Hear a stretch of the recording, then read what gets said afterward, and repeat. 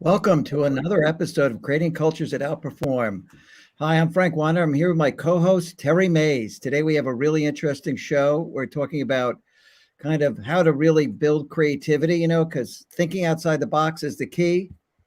And today we'll be covering why thinking outside the box is so important for every company. Innovation is the key to competitive advantage.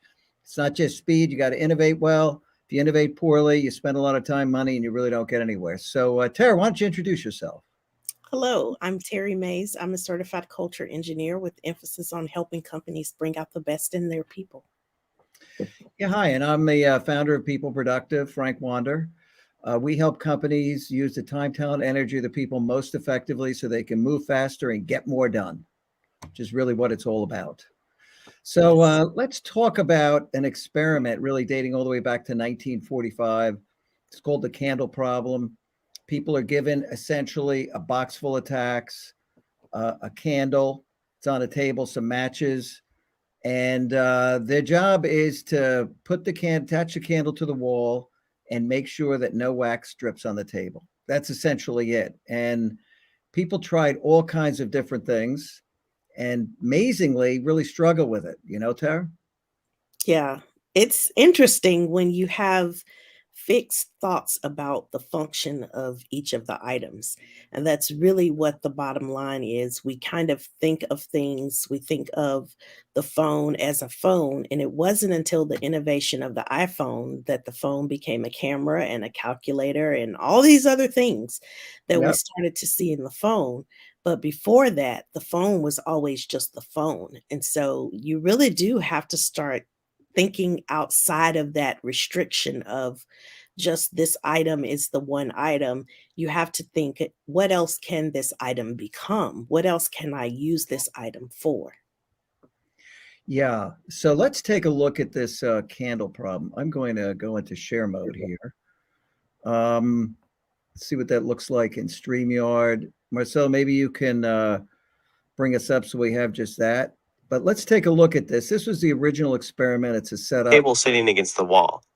On it is a box of thumbtacks, some matches, and a candle. They are asked to attach a lit candle to the wall in a way that the wax won't drip onto the table and to do this as fast as they can. Many who attempted the test tried creative methods but were unsuccessful. Some took a tack and tried to pin the candle to the wall, but that wouldn't work. Others lit a match and melted the wax on the side of the candle and then tried to stick it to the wall, but that wouldn't work either. Okay, so that's interesting. Now I want you to think for a minute, what would you do to solve this problem? There is a solution to this problem. Think for a minute. Maybe you could type it into the comments. What is your idea? We'll talk a little bit more about this. We'll show you what happens to one of the individuals who's actually attempting to do this. This is another video, but why don't you think about it? We'll show you how an individual actually struggles with this. So let me go back to share screen here. I'm going to share a Chrome tab.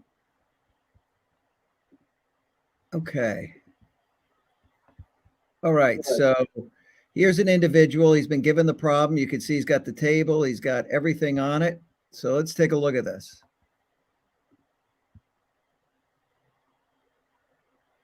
So here's the individual. All right. So he comes in here. See what he comes up with. So he's trying to pin the candle to the wall. I think the guy's ultimately fairly clever. Yeah. He's using all the pieces he has. Yeah.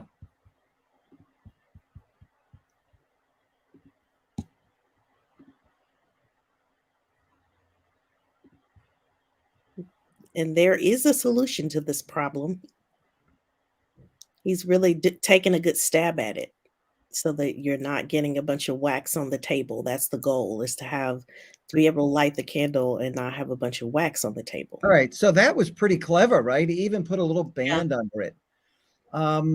So I don't know if you've had a moment to think about what you would do, but ultimately, why don't we chat about the real solution and what that means for every organization that has to innovate? Yes. So Tara, why don't you go on? Yeah. So, when you start, and I mentioned this a little bit ago, but when you start thinking about each item individually and then think about what else can I do with this, you start to see new innovations emerge. You see new possibilities when you don't limit yourself to thinking about this box with the tax and the candle. You don't just think about them as those are the only pieces. You start to separate the function from the item and start thinking about what are some of the other things I can do. And so when you look at this, and Frank, I don't know if you want to just show the video of what the solution is or if you want us to talk through it. Yeah. Why don't I get over there quickly? Yeah, it's definitely an out of the box answer. And you really do have to be able to separate the function from each of those items in order to see that solution. Yeah. And the real trick to this is ultimately here. Able to realize that the box is not just a container. Okay. You're not sharing, Frank. I know. I'm trying Oh, to cue okay. it up. I'm trying to cue this thing up. Share screen. Okay, Chrome tab.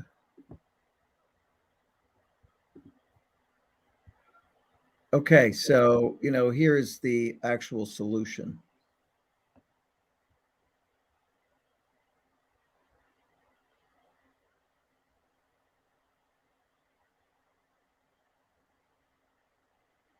So now we've got the tax out of the box, as you could see.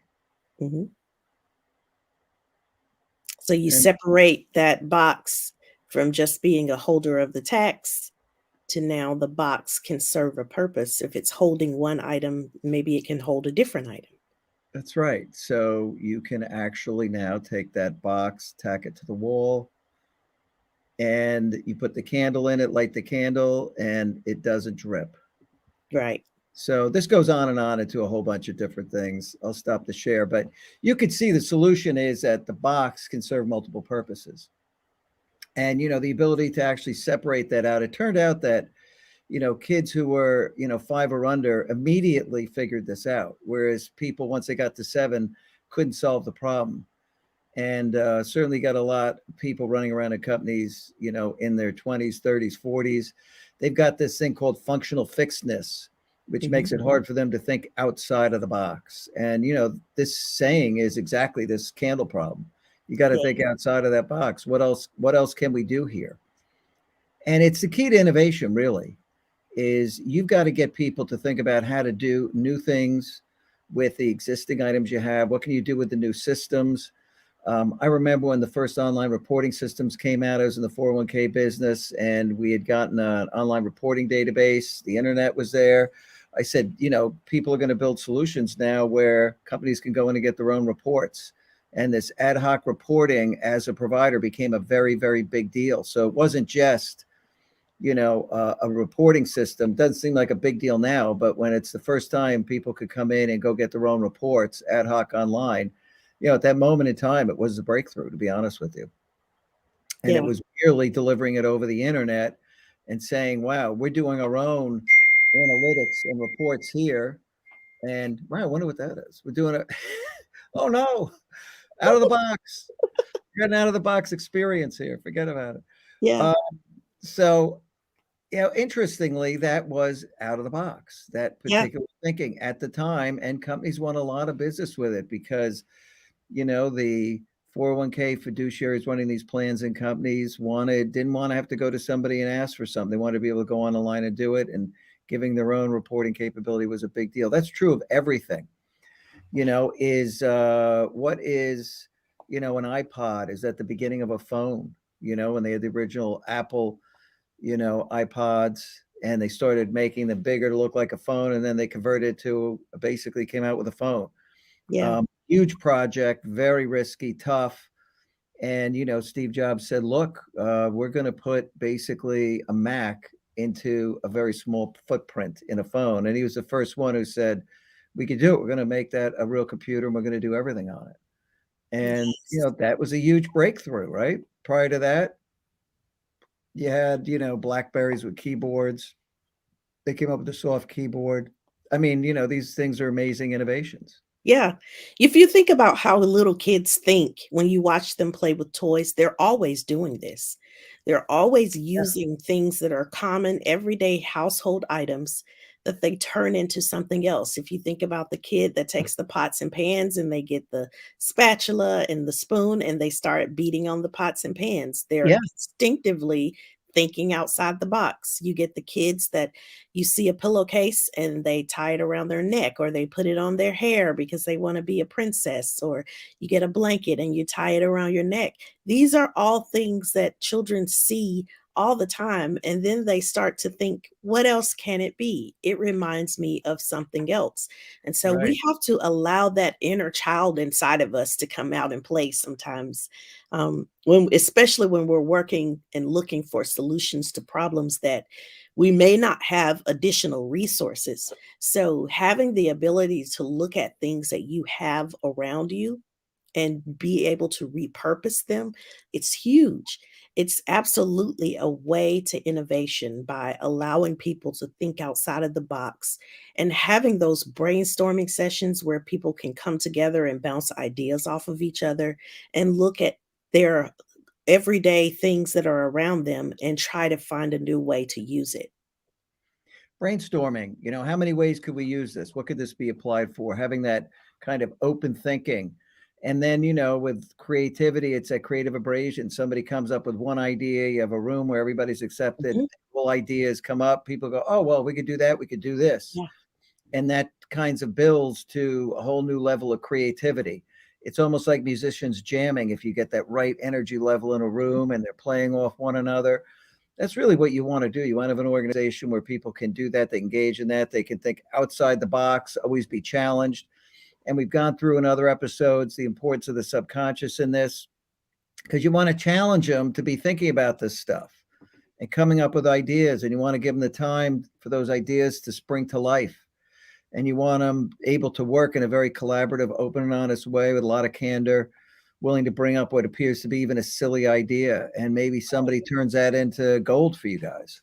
Right. You don't want to squash ideas during this time. You really do want to allow people to free think and throw any idea out there. No idea is a bad idea. You can always use that as a springboard. And sometimes you may have come up with something that's not very feasible, but once the group hears it together, we can collaborate and think about ways to tweak it so that now it's a great idea. So never squash people's ideas when you're in these kind of brainstorming sessions. Let people free think and just throw things out there. You can always take them off the board later. You can always Oh, try yeah. to tweak them and look at it, but really allow people that freedom to think. If money were no object, what would I do? How would I solve this problem if I had unlimited resources? You Yeah. want to think about it from that perspective because sometimes it's not as expensive as you think it is to do something. So think about not just the cost associated with that innovation, but what's going to be the best choice? What's the best solution? And then sometimes you can work your way out of some of the cost, but don't start as cost being the driving factor because that will absolutely kill your innovation.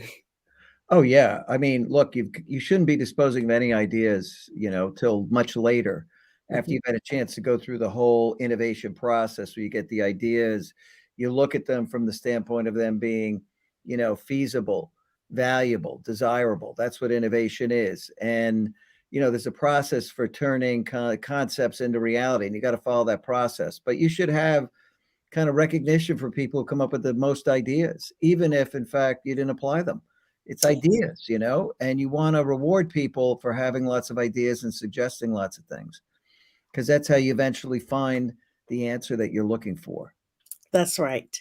Mhm. Marcelo, will you bring up the key takeaways? So remember, you want people thinking outside of the box. That key to innovation is connecting things that may not seem like they fit together. It may not be an obvious fit at first, but keep thinking through it. Keep you looking at it because eventually you'll see the connections. So you're applying something and using it in a new way or combining two things to come up with a third. So it's a way of using those things that are around you to make something new. So to innovate, you really do have to stop thinking about items as a single function. So if you go back to the box of tacks, you can't think about it as just a box of tacks. You have to think about it as a box and tacks, not a Mhm. box of tacks. And that simple change allows you to be creative enough to look at that box as a container, a holder, something that can be attached to the wall to hold the tacks or hold the candle. So you got to think about that and challenge the obvious. Don't just let things go the way they always have been and think about it in that same way. So describe way things in a way that leave the possibilities open. Look for ways to not limit yourself by saying box of tax, but a box and tax. Mhm. Remove those limitations and stop seeing items as single use. So, this is exactly what Steve Jobs did with the iPhone. He didn't see the phone as just the one feature.